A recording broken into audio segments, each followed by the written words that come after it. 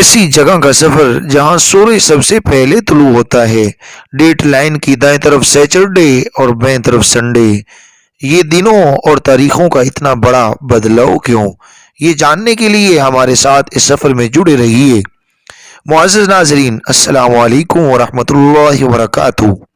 بسم اللہ الرحمن الرحیم۔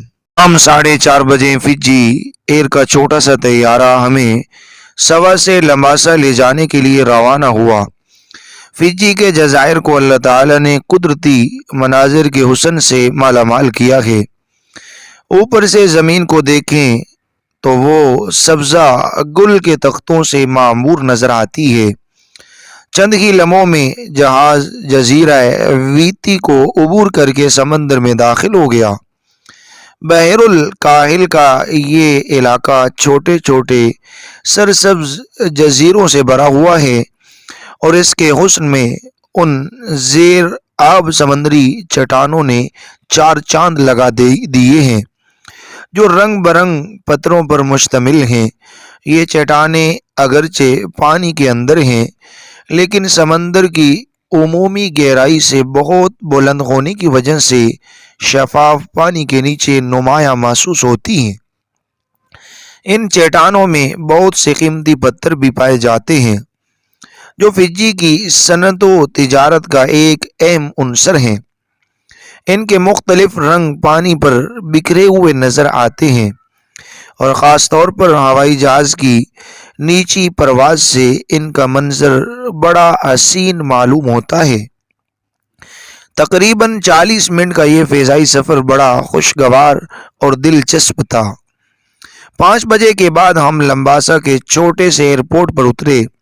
یہ فجی کے دوسرے بڑے جزیرے وینوا کا سب سے بڑا شہر ہے۔ اسے انگریزی میں لمباسا لکھا جاتا ہے مگر تلفظ لمباسا کیا جاتا ہے، اور ہندوستانی حضرات کہتے ہیں کہ یہ شہر واقعتاً لمباسا ہے، یعنی اس کا طول عرض کے مقابلے میں زیادہ ہے۔ سرسبز پہاڑوں سے گھیرا ہوا ہے یہ شہر بنگلہ دیش کے سلہٹ اور چاٹگام سے ملتا جلتا ہے، اگرچہ آبادی وہاں کے مقابلے میں بہت کم ہونے کی بنا پر صاف ستھرا اور کشادہ ہے۔ اسی شہر میں وہ مدرسہ عربیہ اسلامیہ واقع ہے جس میں دورہ حدیث کے افتتاح کے لیے مجھے دعوت دی گئی تھی۔ یہ مدرسہ شہر کی خوبصورت مرکزی مسجد کے احاطے میں واقع ہے جہاں لمباسا مسلم لیگ کے زیر اہتمام مکتب تو پہلے سے چلا آتا تھا۔ چند سال پہلے بنگلہ دیش کے مولانا غفران صاحب کو دعوت دی گئی جو جامعۃ العلوم الاسلامیہ بنوری ٹاؤن کے فارغ التحصیل عالم ہیں۔ اللہ تعالیٰ نے ان سے ایک باقاعدہ مدرسے کی بنیاد رکھنے کی خدمت انجام دلوائی۔ انہوں نے ہی بنگلہ دیش سے مولانا جعفر صاحب اور مولانا قمر الزمان صاحب کو بلوا کر جہاں اسلامی علوم کی معیاری تعلیم کا انتظام کیا۔ ماشاءاللہ یہ دیکھ کر مسرت ہوئی کہ یہ تینوں علماء قوی الاستعداد اور صاحب لیاقت مدرسین ہیں جنہوں نے نہایت مشکل حالات میں بچوں پر محنت کر کے انہیں معیاری دینی تعلیم سے آراستہ کرنے کی قابل ستائش خدمت انجام دی ہے۔ میں نے طلبہ کا جائزہ لیا تو ان اساتذہ کی محنت کا اندازہ ہوا۔ ان حضرات کو شب و روز طلبہ کی تعلیم و تربیت میں اساتذہ کی کمی کی وجہ سے منہمک رہنا پڑتا ہے، لیکن اللہ تعالیٰ نے ان کی محنت کا یہ صلہ دیا کہ مدرسہ سے حفاظ کی ایک بڑی تعداد تیار ہو چکی ہے اور عربی و اسلامی علوم کے طلبہ کی ایک بڑی جماعت دورہ حدیث کے لیے تیار ہے۔ 8 جنوری کو عصر کے بعد سے عشاء تک افتتاح دورہ حدیث کے جلسے کا اعلان ہو چکا تھا۔ علاقے کے مسلمان جوک در جوک اس اجتماع میں شرکت کے لیے دور دور سے آئے تھے۔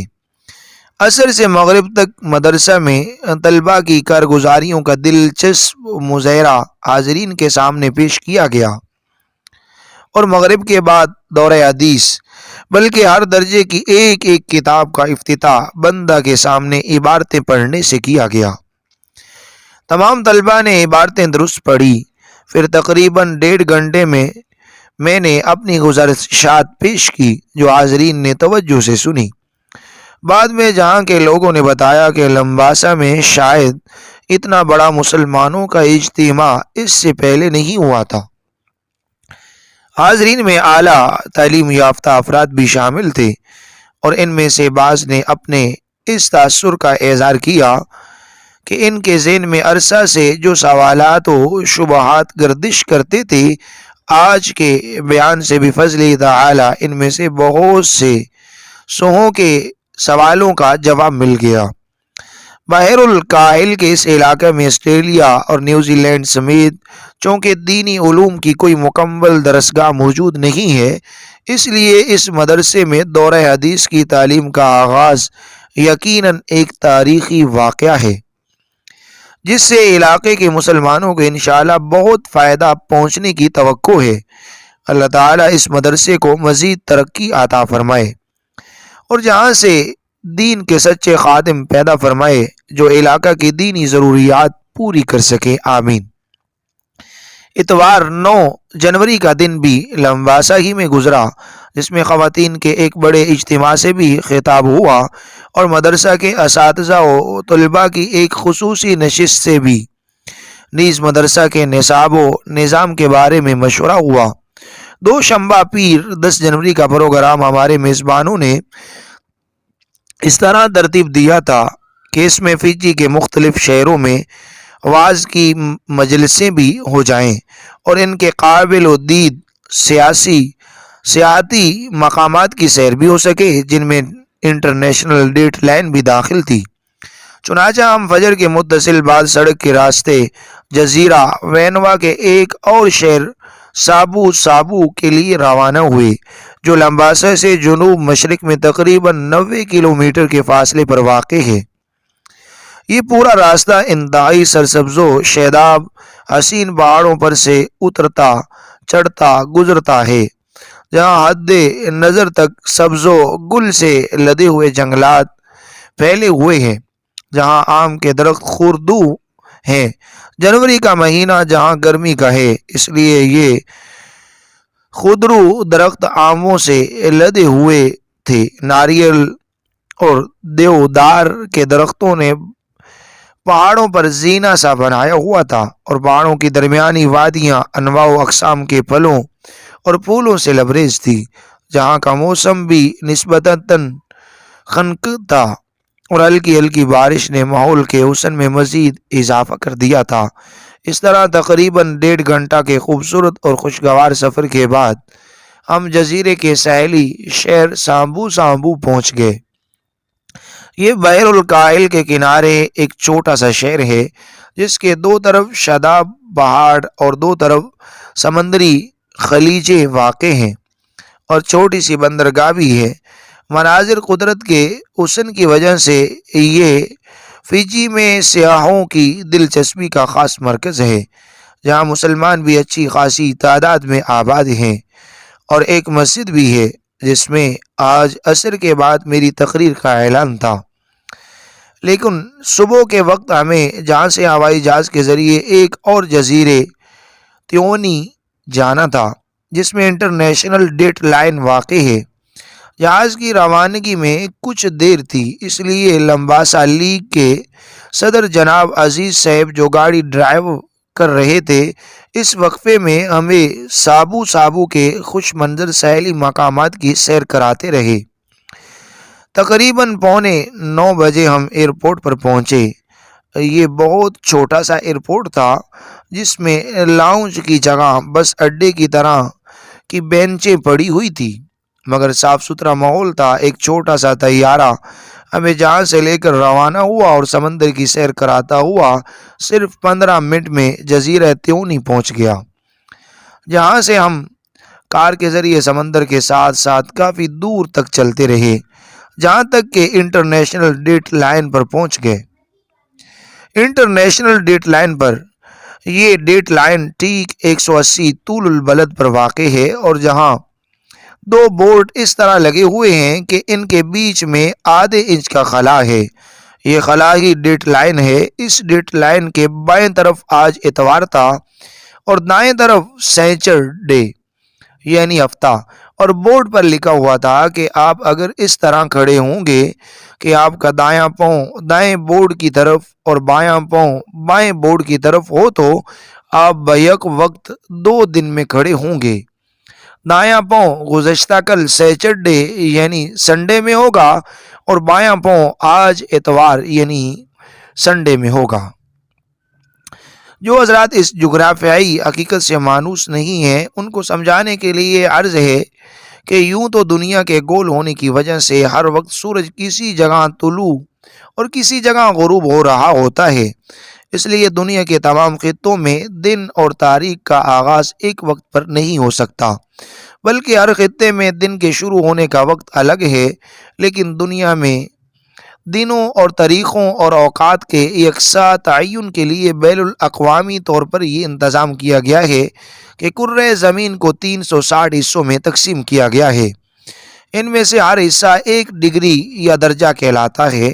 مشرق اور مغرب کے درمیان ان درجوں کے تعین کے لیے پورے کرۂ زمین کے گرد ایک خط کھینچا گیا ہے جو طول البلد کا خط کہلاتا ہے۔ اس خط کی ابتدا برطانیہ کی رصد گاہ گرین وچ سے ہوتی ہے جو 0 طول البلد پر واقع ہے، جہاں سے مشرق میں 180 درجے تک دنیا کا نصف حصہ پورا ہوتا ہے اور دوسری طرف مغرب میں 180 درجے تک نصف حصہ، اور اس طرح زمین کے گول ہونے کی وجہ سے 180 طول البلد پر مشرق و مغرب دونوں کے خطوط مل جاتے ہیں۔ چونکہ سورج مشرق سے مغرب کی طرف سفر کرتا ہے، اس لیے دنیا بھر میں اوقات کا تعین اس طرح کیا جاتا ہے کہ گرین وچ 0 طول البلد پر جو وقت ہوتا ہے، مشرق میں طول البلد کے ہر 15 درجے پر وقت اس سے 1 گھنٹہ کم ہو جاتا ہے، اور مغرب میں ہر 15 درجے پر 1 گھنٹہ بڑھ جاتا ہے۔ مثلا گرین وچ پر اگر رات کے 12 بجے ہوں تو مشرق میں 15 درجہ طول البلد پر 11 بجے ہوں گے اور مغرب میں 15 درجہ طول البلد پر 1 بجا ہوگا۔ اس طرح مشرق میں 180 درجے پر پہنچتے پہنچتے گرین وچ ٹائم سے 12 گھنٹے کم ہو جائیں گے اور مغرب میں 180 درجے تک پہنچتے پہنچتے 12 گھنٹے بڑھ جائیں گے۔ اور چونکہ زمین گول ہے اس لیے دونوں طرف سے 180 درجے ایک مقام پر جا کر مل جاتے ہیں اور مشرق کے آخری نقطے اور مغرب کے آخری نقطے پر وقت کا فرق پورے 24 گھنٹے کا ہو جاتا ہے، یعنی دن بدل جاتا ہے۔ ہم جس مقام پر کھڑے تھے وہ ٹھیک 180 درجے طول البلد کا خط تھا، جہاں مشرق اور مغرب دونوں طرف کے طول البلد کے خطوط آ کر مل رہے تھے، اور مشرق کے 180 درجے اور مغرب کے 180 درجے کے درمیان 24 گھنٹے کا فرق ہو چکا تھا، لہذا مشرق کی طرف 1 دن کم تھا اور مغرب کی طرف 1 دن زیادہ۔ یہ خط جو مشرق و مغرب کے خطوں کو الگ کرتا ہے اسے انٹرنیشنل ڈیٹ لائن کہا جاتا ہے۔ یہ ڈیٹ لائن زیادہ تر سمندر پر گزرتی ہے یا پھر سائبیریا اور انٹارکٹیکا کے علاقوں سے جو عموماً غیر آباد ہیں۔ آباد علاقوں میں فجی واحد ملک ہے جس کے 3 جزیروں سے ڈیٹ لائن گزرتی ہے، اور تیونی نامی جزیرہ کو یہ خاصی امتیاز حاصل ہے کہ جس نقطے پر ہم کھڑے تھے وہ ٹھیک 180 طول البلد پر واقع ہے، جس کے ایک طرف سیچرڈے یعنی ہفتہ اور دوسری طرف اتوار یعنی سنڈے۔ اس لیے یہ کہنا درست ہے کہ دنیا میں ہر روز نئی تاریخ کی ابتدا اسی جگہ سے ہوتی ہے اور ہر دن کا نیا سورج سب سے پہلے جہاں طلوع ہوتا ہے۔ اس حیثیت سے یہ جگہ مطلع الشمس یعنی سورج نکلنے کی سرزمین ہے۔ میں گرین وچ میں 0 طول البلد کے نقطے پر پہلے جا چکا ہوں، آج 180 طول البلد پر پہنچ کر دنیا کے طول البلد کے دونوں سروں پر حاضری مکمل ہوگی۔ دعا ہے کہ اللہ تعالیٰ زمین کے ان سروں کو بندے کے گناہوں کی پردہ پوشی فرما کر ایمان و طاعت اور توبہ استغفار کے گواہ بنا دے، آمین۔ ناظرین، یہ تھا دنیا کے اندر سب سے پہلے سورج کہاں طلوع ہوتا ہے اس جگہ کا وزٹ۔ اس سے آگے ایسی مسجد کی طرف ہم چلیں گے جس کے اندر سب سے پہلے، دنیا کے اندر سب سے پہلے جس مسجد کے اندر فجر کی اذان ہوتی ہے، سب سے پہلے اس مسجد میں جائیں گے۔ اس مسجد سے ہوتے ہوئے ہم جائیں گے ایسے چشموں کی طرف، ایسی جگہ کی طرف جہاں پہاڑوں کے اندر ایسے چشمے اللہ کی قدرت کا مظاہرہ پیش کر رہے ہیں کہ ان سے نکلنے والا پانی اتنا گرم ہوتا ہے کہ اگر چند سیکنڈ یا چند منٹ کے لیے ان کے اندر انڈے رکھ دیے جائیں تو وہ ابل جایا کرتے ہیں، اور ان کے اندر اس ان چشموں کے پانیوں کے اندر ہاتھ کا ڈائریکٹلی ڈالنا یہ ناممکن ہے۔ ایسا کیوں ہے، اس کی وجہ کیا ہے، یہ جاننے کے لیے انتظار کریے گا ہماری نیکسٹ ویڈیو کا۔ یہ آپ کا اپنا چینل، اگر پلیز آپ نیو ہیں تو ہمارے چینل کو سبسکرائب کیجئے، ویڈیو کو لائک اور شیئر کیجئے، کمنٹس باکس میں اپنی رائے کا اظہار ضرور کیجئے، اور کمنٹس باکس میں اپنی آراء سے ہمیں ضرور آگاہ کیجئے کہ ہمیں اپنی ویڈیو کو مزید بہتر بنانے کے لیے کیا کیا کرنا چاہیے۔ میں آپ کے کمنٹس کا انتظار کروں گا۔ جزاکم اللہ خیر، اللہ حافظ۔